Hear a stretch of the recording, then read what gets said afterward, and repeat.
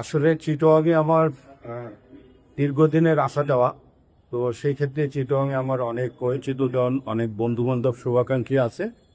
তো এবারও আজকের যে উপকূল সাংস্কৃতিক ফোরামের যে আজকের যে অনুষ্ঠান, অভিষেক অনুষ্ঠান এবং গুণীজন সম্বর্ধনা অনুষ্ঠানে আমাকে বিশেষ অতিথি হিসাবে আমন্ত্রণ জানিয়েছিল। আজকে আমি এখানে অ্যাটেন্ড করেছি থিয়েটারের ইনস্টিটিউটে।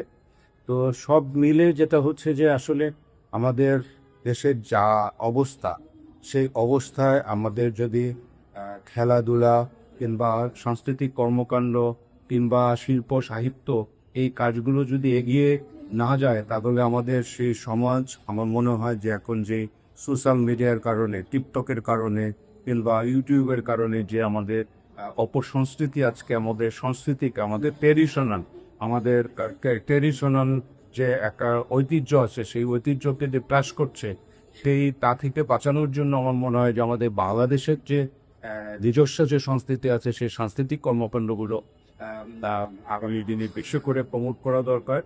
আর গুণী মানুষের ব্যাপার যেটা, যে গুণী মানুষ তো অবশ্যই দরকার। সেটা হলো যে সেটা বিভিন্নভাবে গুণী মানুষ হতে পারে। একজন ধর্মীয় নেতা গুণী মানুষ হতে পারে, একজন সাহিত্যিক গুণী মানুষ হতে পারে, একজন কবি গুণী মানুষ হতে পারে। তো গুণী মানুষের শেষ নেই, গুণী মানুষের পদরের শেষ নেই, গুণের বিচারের শেষ নেই। তাই গুণী মানুষকে আমরা যদি সশ্রদ্ধায় রাখি, সম্মানের সাথে রাখি, তাহলে অনেক সমাজ উপকৃত হবে। তাই আমরা সবাই যেন আমাদের আশেপাশের যারা গুণী মানুষ আছে তাদেরকে যেন আমরা সেই গুণের কদর করি এবং তাদেরকে যেন সেই সম্মানের সাথে রাখি। তাহলে আমাদের সমাজ ইনশাল্লাহ একটা সময় যে সমাজ বলে বলে আরো সুন্দরের সুন্দরের একটা সমাজ প্রতিষ্ঠিত হবে।